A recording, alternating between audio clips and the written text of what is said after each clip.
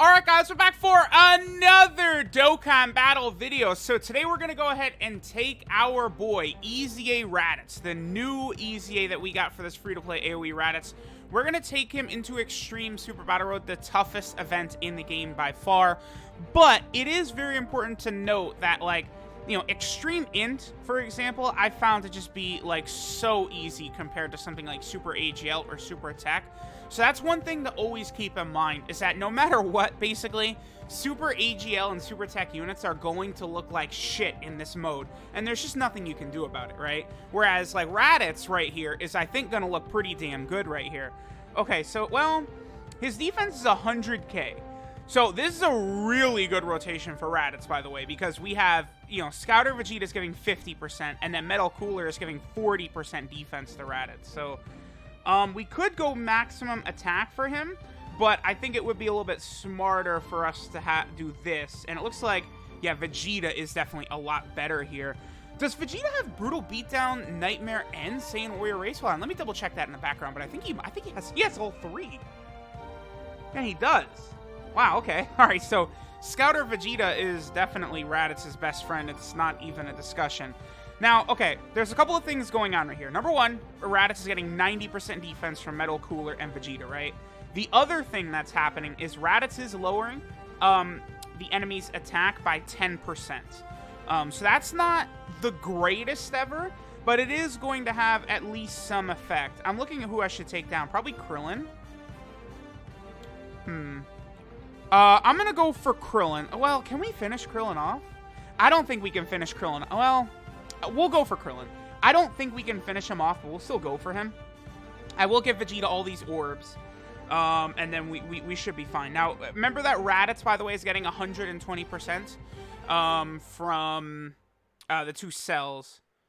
That's a lot. We might be dead here, actually. I wanted to test that out. Yeah, see, this is the only thing about doing Extreme Super Battle Road when it's not the weekends. Is that, you know, I'm going to end up using a lot of keys, you know, just to do a video on one unit. Because if we get super attacked even once, like, we're going to need the stun from Vegeta right here is basically the way this is going to go down. Okay, we got it. All right. That's very needed right there. Because, again, we're going to take, yeah, a lot of damage. Okay. So Raditz did take a lot of damage. He did do a pretty high amount of damage at the same time, though. Because, like, look at, like, Tien, Yamcha, Chaozu. Like, they took, that's not insignificant amounts of damage that were done to them. Okay, so we're going to go for a Chaozu right here, for sure. Because Chaozu, we can completely prevent him from attacking Boo Bobbity. I believe number one, we don't have to use an item right here. But I believe Boo Bobbity gives attack. He gives key and attack. I'd actually have to double check. 35k? Oh, we're dead. Okay. I thought Cell would be okay right there. I don't. Okay. Sure. Yeah, Vegeta does have Brutal Beatdown, Nightmare, and Saiyan Warrior Race. That's very good. Yeah, so apparently we're dead here. Okay. Oh. I can't go crazy 3 dodge because of the fact that that was the 5 free dodge, right? Not 3, but all right. Well, I mean, I am very thankful for that because that 5 dodge right there just saved me using a key. So that's very, very kind of Cell to do that for me. Let's just say that. All right. I guess I'm just gonna use a Princess Snake right here. That should be good. I'm actually, I think, also, yeah, because keep in mind, so without multiple enemies alive, Raditz's attack goes down, right? So his attack is even lower than it was. So, I mean, we've seen that Raditz defensively is not, like, you know, our #1 option here. We're going to put Vegeta in slot 1, give him all those int orbs for the healing, and then his defense, 137k, will be not bad as well. That's what we're going to go ahead and do. So I feel like Raditz, like, there's a lot of global players out there, and maybe even some JP players as well, who, you know, this Raditz, I think, his EZA is actually probably going to be, like, a key factor in you being able to beat this stage. If you're not going to mod, I think this Raditz, as a free-to-play option, is very good here. Like, there's no doubt about that. Like, the amount of damage he did to the entire enemy team was very strong for a free-to-play unit. So I do give Raditz a passing grade. You know, what was it, like 45k he was taking with 90% defensive support is a lot. So you can't expect him to tank, but he can dish out a lot of damage. I think what would have made him better is if they had decided to give him a small stun chance on his super attack, right? Because all he does, even EZA, is lowers enemy defense by 40% for 3 turns. They could have kept that, but then also given him a rare chance to stun. I think that would have been very fair, and I think that would have made him a bit better for Extreme Super Battle Road here. I need to pull up Boobobity, by the way, and just get like a refresher on what he does. Because Boobobity is not a unit I use very often, and he actually is quite good, right? Okay, so let me see. Boobobity, 80% defense start a turn. He gives all allies defense when HP is above 81%, and then below 80%, he's giving key and attack. Okay, so I actually can't tell what he's giving right here, because look where our health is. Okay, cool. We're at 174k right there. I think I'm probably going to go ahead and use a Whis item right here. You know, we've seen what Raditz can do defensively, and it's not great. So it would not be wise of me to continue testing. Like, you know, okay, here, let's go ahead and see how much Raditz is going to take this turn and stuff like that. Like we saw, you know, Raditz is not a defensive juggernaut that we're going to be, you know, relying upon in these stages. At this point, let's just sort of see how much damage he's going to be putting up. The only thing that might hurt Raditz a little bit is, remember, the strategy is always going to be to, you know, like to trim the enemy numbers as quickly as possible so you can't get super attacked multiple times in a turn. That's number one and foremost. And that is going to prevent Raditz, again, from being at his sort of maximum power. You know, because we're going to try and take out, like, Videl here as quickly as possible. Like, I'm just going to aim every attack at Videl there. Alright, so we've seen Raditz with Scouter Vegeta. I think I'm going to go ahead and take Raditz off rotation now. I'm going to give Cell all this, actually. Yeah, we're going to do that. So, yep, the healing. That's exactly why. And then we'll go ahead and... I guess I'll just give Raditz this. He's already going to have his super attack. What do we have? A Whis item active. He's going to get some hits with the Whis item active. Keep in mind that even if Cell takes down Great Saiyaman 2 Videl right here, Raditz's passive is already active. So it's not like mid-turn, you know, him taking out Videl right there doesn't make Raditz weaker, right? Raditz still has his full passive. It activates at the start of turn. So that's not something we'll have to worry about. And again, even though, you know, we didn't get the full effect of Raditz being an AoE unit, it's just much more intelligent to wipe out that Videl as quickly as possible, because this Great Saiyaman Gohan is very strong, and he can really kill you quickly. So it's just smart to get rid of Videl, I think, as quickly as possible, and then only have to deal with him, right? This is really good for Vegeta double super attack, because it's double chance to stun. We did not get it. He also does stack attack, but, you know, for small fights like this, that's not really that big of a deal. Wow, okay, this is actually a pretty good rotation right here. We have both Janemba as well as Cell and Boobobity.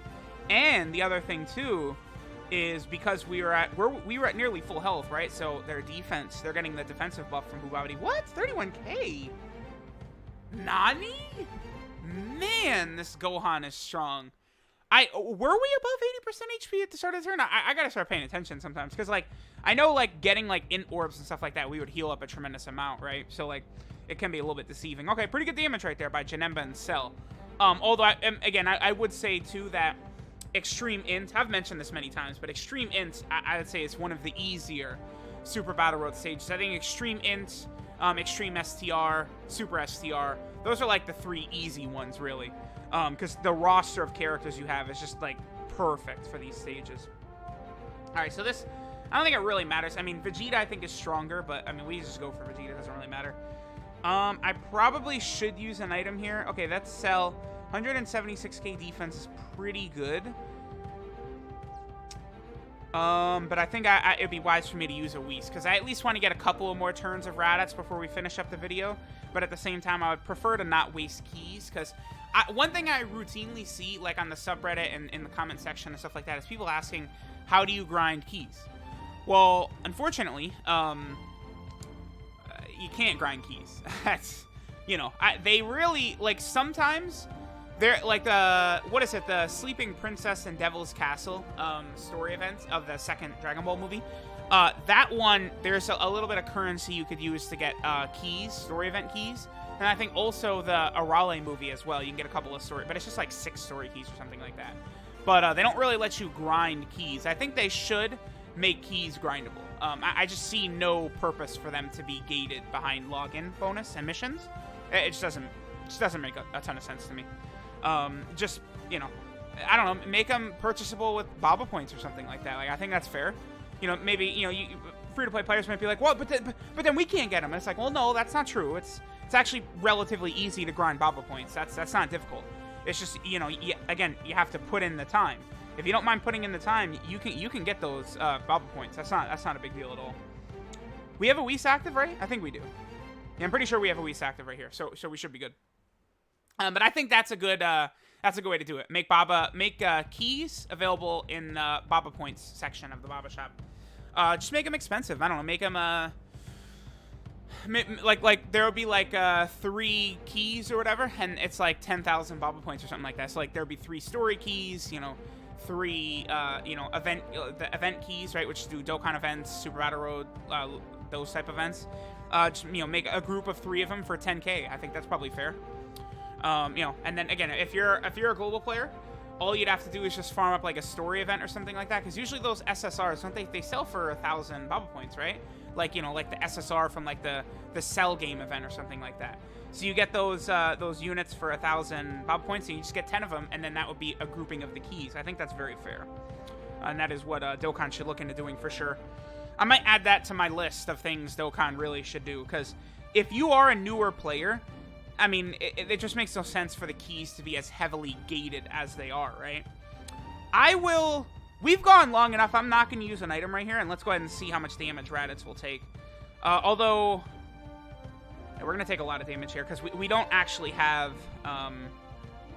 defense from Boo Bobbity. We're getting key and attack on this turn, which the defense aspect of him... I really wish Boo Bobbity, he just should have been all allies 3 key and 40% attack and defense all the time. But maybe he would have been super OP at that point. As a matter of fact, he would have been, but it's Boo Bobbity. Who cares? Just make him go. Like, he's already really good, but he could have been even better. We'll go ahead and get rid of Vegeta right there. Oh, wow. It was only Vegeta attacking in that middle slot. Okay. And now Trunks is probably stunned. He's not stunned, but I think we're going to survive anyway. Yeah, that's fine. Okay, so we can go ahead and end up here. Let me know what you guys thought of EZA Raditz here. I thought he was fine. He's one of the, like, he's a free-to-play unit, incredibly easy to grind up. I didn't think his EZA area was difficult at all. You know, they want you to use a lot of old-ass units. You know, there's the April Fool's Day Physical Goku, who was great for the event, right? Like, you know, LR Prime Battle Krillin is free-to-play. You know, and you don't even need Prime Battle Krillin at LR for him to be useful in the EZA area. If you have him at TUR, Rainbowed, that would be good enough. Like, so I don't think the EZA... Like, this guy is so easy to obtain, and his EZA area I thought was so easy to do that, you know, I think this guy has, this is a very high value card, in my opinion. You know, and I think he's going to be very good in this stage as well. So let me know what you guys think. Thanks for watching, and I'll catch y'all next time.